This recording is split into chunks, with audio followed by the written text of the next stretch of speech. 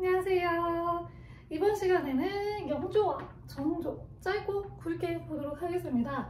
일단 지난 시간에 환국 거치면서 수기 최씨의 아들이었던 영조가 왕에 올랐다고 이야기를 했어요. 이 드라마 동이라고 하는 드라마가 있거든요. 동이 그게 수기 최씨예요. 그래서 그때 이야기를 좀 담을 이야기라고 합니다. 아무튼 영조가 왕위에 올랐어요. 영조는 조선시대에서 가장 오랫동안 왕위에 있었던 왕이에요. 60년 동안 왕을 했고 80살에 죽었습니다. 굉장히 장수했죠. 이 영조는 자기 엄마가 무술이에요. 궁에서 가장 미천한 그런 계급의 여인이었죠. 그래서 그거에 대한 컴플렉스가 좀 있었다고 해요. 그래서 아들 사도세자한테 그렇게 막 공부 열심히 하라고 그랬다고는 하더라고 합니다. 아무튼 영조는 그런 사람이었고요. 영조는 왕에 올랐을 때 자기가 이제 애기였을 때 궁궐 안에서 서인과 남인 세력이 계속 서로 치고받고 싸우면서 이 정세가 급격하게 변하는 거를 봤잖아요. 근데 그런 상황에서는 제대로 된 정책을 시행하기가 어렵겠죠. 자기들끼리 싸우고 있는데 어떻게 안정된 그런 정책을 시행을 할 수가 있겠어요.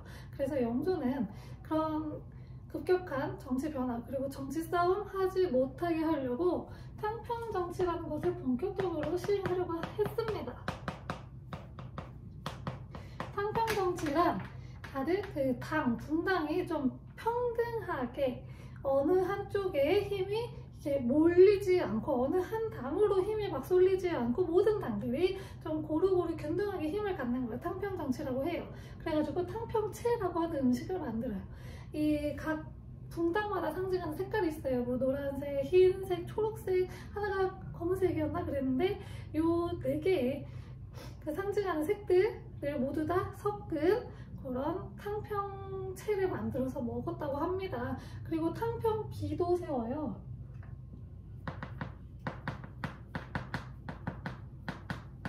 그래서 탕평 정치할 것을 이렇게 널리 알렸고요. 영조는 이때는 조선 후기거든요. 점차적으로 서민들이 생활하기가 좀 어려워지고 있었어요. 왜냐면 이건 나중에 할 건데 일단 이양법이 굉장히 많이 보급이 되면서 농민들이 그동안 이제 요만한 밭을 원래 한 5명이서 경작을 했어요. 근데 이제는 이양법이 막 보급이 되니까 이게 노동력 절감이 돼서 1명에서 다 할 수가 있는 거예요. 그래서 이 땅에 원래 자기 땅 소유차 있잖아요. 그 사람 말고 소작농이었던 사람들은 일할 필요가 없이 다 내쫓기게 되는 상황이 돼요. 그래가지고 재산이 좀 많이 줄어드는 농민들이 생겨나기 시작하면서 좀 어려워지기도 했고 양반들의 횡포가 점차 늘어가지고 막 여기서 세금 걷고 저기서 세금 걷고 막 이런 게 좀 많아졌어요. 굉장히 힘들었어요. 그런 상황에서 영조가 조금이라도 백성들의 그런 힘듦을 조금이라도 줄여주기 위해서 시행했던 것이 균역법입니다. 역을 뭐 균등하게 한다 이런 뜻이겠죠. 균역법은 군포라는 것을 원래 냈어요. 군포는 군대에 가는 대신에 군대를 가지 않고 그 대신에 이렇게 포를 내는 거예요. 포는 천, 한 포, 2포 하잖아요. 그거를 말해요. 그래서 그 포를 이야기하는 천을 얘기해요. 아무튼 배를 이야기해요. 그래가지고 이 배를 내는 건데 원래 1년에 2피를 냈었어야 돼요. 근데 이게 그냥 사서 내면 되지가 아니고 집에서 만들어서 냈거든요. 그러다 보니까 너무 시간이 오래 걸리고 힘든 거예요.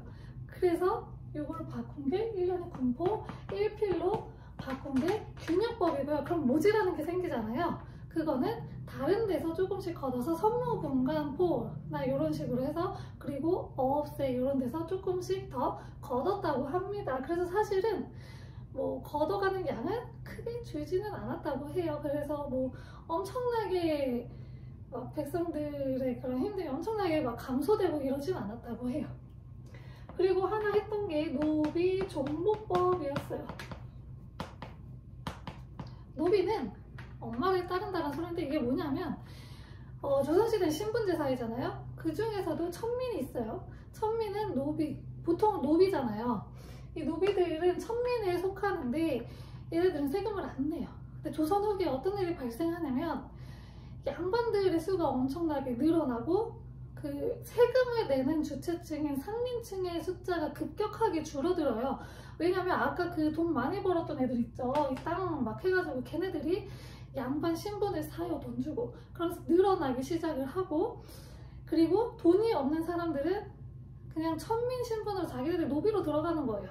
그래가지고 천민 신분으로 전락을 해버려요. 그러다 보니까 양반과 천민이 늘어나고 중간에서 세금을 내는 그 상민 계층은 완전히 줄어드니까 나라에서는 굉장히 손해예요. 그래서 노비는 아빠 따라가지 말고 엄마 따라가. 그래서 엄마가 양인 신분이면 너도 양인 신분이야.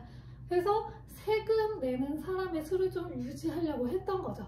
노비 종목법도 시행을 하고요. 그리고 법전을 하나 만듭니다. 속대전이라고 하는 법전을 하나 만드는데요. 왜냐하면 조선이 임진왜란과 병자호란을 겪고 나서 이 기존의 법으로는 좀 적용이 안 되는 새로운 사회가 만들어지기 시작을 해요. 그렇기 때문에 이 새로운 사회에 맞게, 기존에 경국대전이 있었잖아요. 여기서 적용할 수 없는 그런 것들이 막 생겨나기 시작을 하면서 새로운 사회에 맞는 새로운 법전을 만들자 해서 속대전을 만들었습니다. 자, 근데 영조가 자기 아들한테 물려줘야 되잖아요.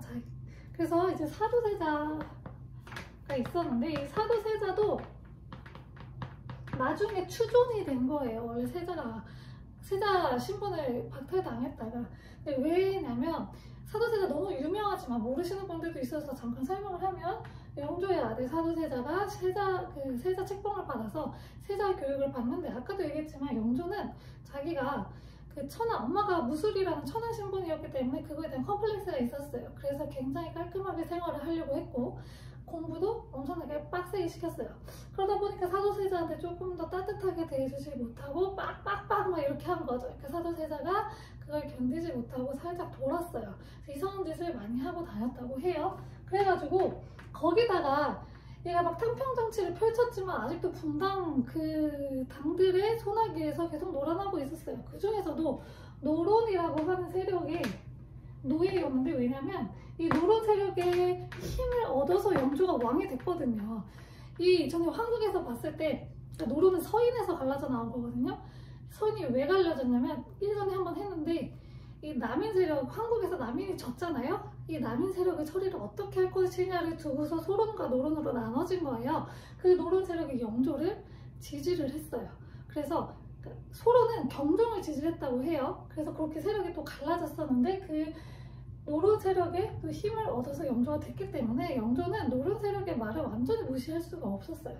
그래서 이 노론들이, 사도세자가 소론들이랑 좀 더 이제 친하게 막 지내려고 하는 거예요. 왜냐면 사도세자는 아빠를 본받아서 탕평정치를 하려고 했어요. 그래가지고 노론 힘이 너무 세니까 소론 얘기도 좀 들을까 해서 갔는데, 노론 입장에서 안 입고 온 거죠. 반대 입장에서 막 쓰니까. 그래서 노론이 그걸 이용해서 영조한테 가서 사도세자 쟤 이상하다고 미치광이라고 이야기를 합니다. 그래서 영조가 그때도 더 빡세게 하기 시작을 하면서 사도세자는 더 미쳐갔고요. 그러면서 나중에는 뒤주에 가둬버리게 되고 뒤주에서 삶을 마감하게 되었습니다. 그래서 사도세자는 왕이 되지 못하고 사도세자의 아들이었던 정조가 왕에 올랐어요. 영조가 나중에는 후회를 했겠죠. 자기도 깨달았을 거 아니에요. 이게 노론 세력한테 휘둘렸다는 거. 그래서 정조한테는 아주 지극정성으로 잘해줬다고 합니다. 정조가 딱 처음에 왕이 됐을 때 했던 말이, 나는 사도세자의 아들이다 라는 말을 딱 했대요. 이걸 들은 노론 세력들은 어땠을까요? 후덜덜덜 했겠죠. 그래가지고 정조가 그렇게 왕이 되어서 왕권에 좀 집중하기 위한 정책들을 시행을 해요. 규장각이라고 하는 문서 보관소 같은 거예요. 요걸 하나 만들어요. 창덕궁 후원에 지금 가면 규장각을 보실 수가 있는데, 여기에 자기의 측근들을 여기에다가 넣는 거죠. 자기에게 충성된 신하들을 넣어서 교육시키는 초계 문신제라는 걸 시행합니다. 이거는 재교육하는 거예요. 재교육.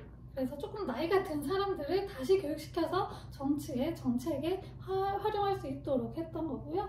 또 규장각에는 서울 세력도 등용을 합니다. 서울은 첩의 자식이에요. 옛날에는 첩의 자식은 관리에 갈 수가 없었고 과거 시험에도 응시가 불가능했는데 서울들이 통청을 몇 번 해. 우리도 하게 해달라. 우리 차별하지 말아달라.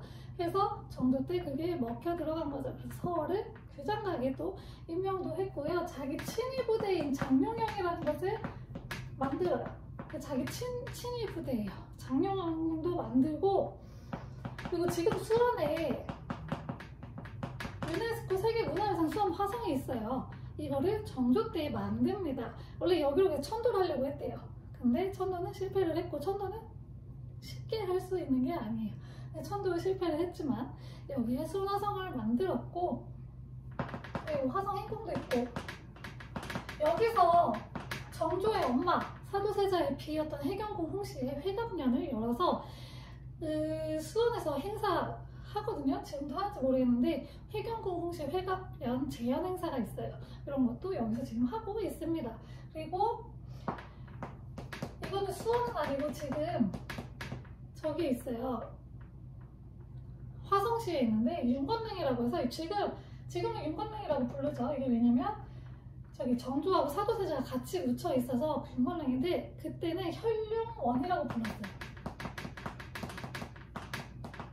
사도세자, 정조의 아빠 사도세자가 여기 현룡원에 묻혀 있어서 이 원행차 하는 그 행렬도 지금 똑같이 재현을 해요. 그래서 저기 며칠 전에 갔다 왔는데 그런 일도 있었다고 합니다. 수원으로 막 행차해가지고 여기서 아빠를 보러 가고 또 그런 일도 했었습니다.